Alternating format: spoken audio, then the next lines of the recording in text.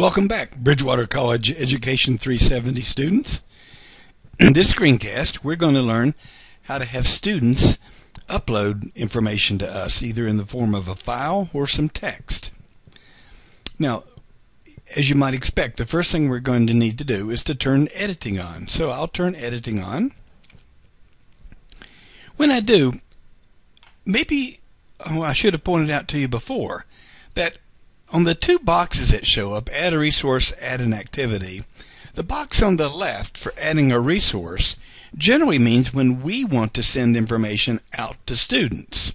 It might be, for example, a file that we've created, or it might be a URL that we found. In other words, you might think of this as being outgoing mail, whereas the right side box, the activities, are generally incoming mail.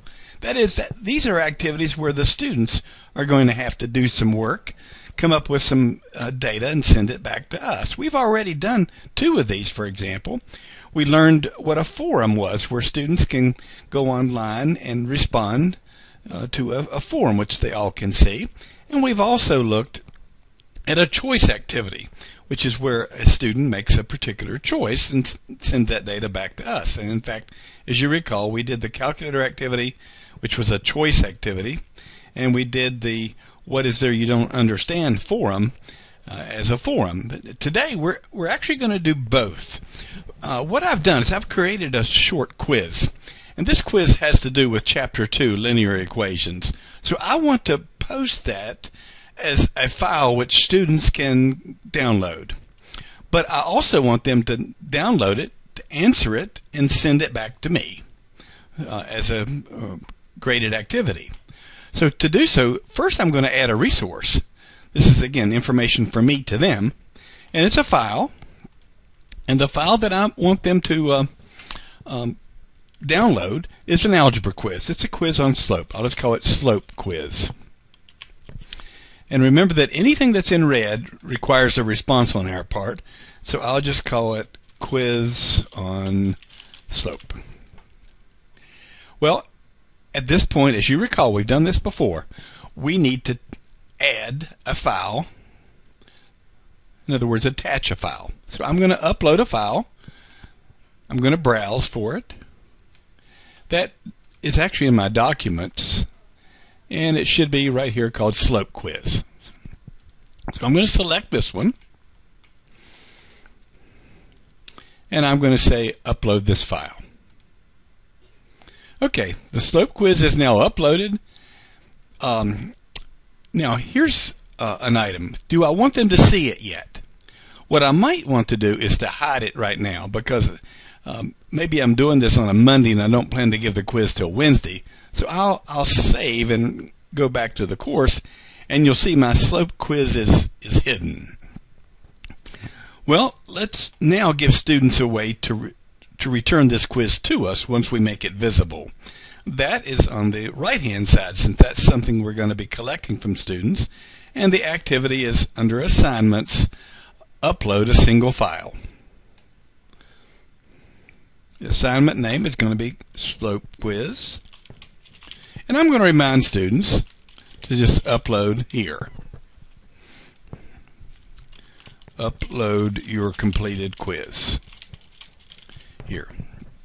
Basically what we're creating is a paperless quiz. Now we're going to learn other ways to use Moodle for quizzing, but in this case the quiz is something that requires students to make a response to, and they'll send back to us. Do we want to prevent late submissions? Well, in the real world I think we have to realize that sometimes kids are sick and absent and so forth, so I'm going to allow for a late submission. So I'm not going to prevent a late submission. The grading we'll talk about later. I'm just going to leave it as a grade of 100. We could change that at a later point in time.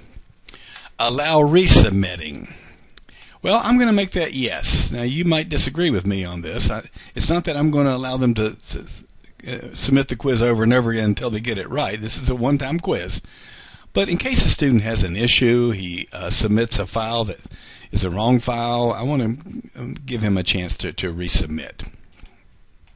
Now notice I could even specify the date in which they're allowed to do this, but I'm going to leave that open for the time being. Actually, I need to uncheck these boxes, don't I, so that I'm not specifying a particular date. So I've got a quiz that's coming back to me now, not on a particular date, although we could regulate that right in those boxes. And I'm going to save and return to course.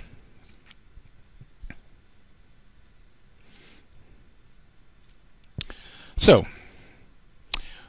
do we want to make this visible or invisible to students? Well, obviously until they see the quiz, there's nothing to upload, so it doesn't matter if we make this invisible or not. But let's play through the scenario now that it is quiz day, so I need to make my quiz visible, so I'm going to unhide it. A student would then click on the quiz and download it. Let's just open it with Word.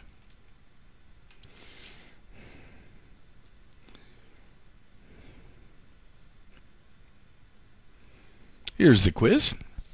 So I can put my name in up here.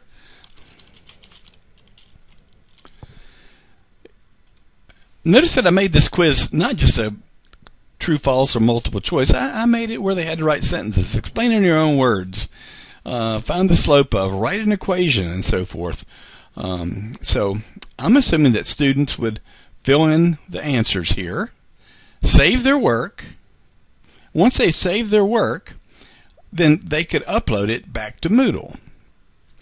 So now, let's suppose that we're a student, and we finished that quiz, and we're ready to upload it. Maybe what I should do is to turn editing off and change my role to that of a student, so we'll see exactly what students see. They've finished the quiz. It's time for them to upload it. They click here, and it says, upload your completed quiz here, upload a file. They click, upload to me, and we have a paperless quiz that we would then grade. Okay, here's another example of where we are going to solicit information from students and have them upload it back to us.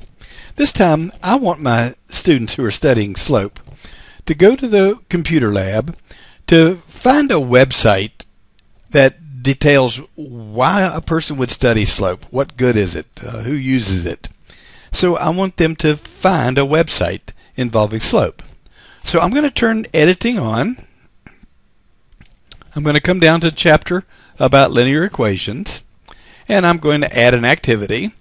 And this time I'm going to, under assignments, I'm going to say online text. So they're not going to upload a Word document to me or anything like that. They're simply going to respond with some text. So the assignment name is called Find a Website About Slope. Now, I don't want them to find a website about how to calculate slope. That's what we're doing in algebra class. I want them to find a website about who uses it, who studies it. So here's the assignment I have in mind for them. That is to find a website about professions that use it or regulations. They could look at the slope of a tennis court or interstate highway or whatever, but I want them to find the URL and submit it to me. Well, I'm not going to make it due on a particular date, so I'm going to disable the date part. I'm going to leave the grading at 100. Again, we could change that later if we wish. I'm going to allow for late submissions, so I'm not going to prevent late submissions. I'm going to allow them to resubmit if they change their mind. So I'll save and return to course. Now, let's see exactly the way students would see this. So again, I'm going to switch my role to a student. And as a student, I come to my Moodle page and I see that I am to find a website about slope. I click on this, and the assignment is detailed in front of me. Find a website which details why the study of slope is important. And it reminds me that I haven't submitted anything yet, so I am to go out to the web and find the site. Once I find that site, I would copy, click Add Submission, and simply paste it in, and then save my changes. That's all I'd have to do, and then this would be submitted to the teacher for the teacher to grade. Okay. Let's go back return to our normal role as a teacher, turn editing back on again, and the only thing else that I thought I would mention to you about assignments is an offline activity. Sometimes you're going to ask students to submit to you a paper document. Maybe it's a map, maybe it's a drawing, maybe it's some math problem that they've had to work out paper and pencil style, that it just isn't appropriate to have this submitted electronically. The reason that the offline activity is included here is that so you can make the assignment here on Moodle. You're still expecting them to hand you a piece of paper, or it could be a project, it could be a display, whatever, but it gives you an opportunity to include that in your grading scheme so that Moodle could keep track of your grades. You're not required to have an offline activity with the Moodle page you're to do for the Education 370 class, but I just thought I would mention that to you. With that, I think we're done as far as submission of files. We'll see you with the next Moodle screencast, in which you're going to learn how to create your own quiz documents.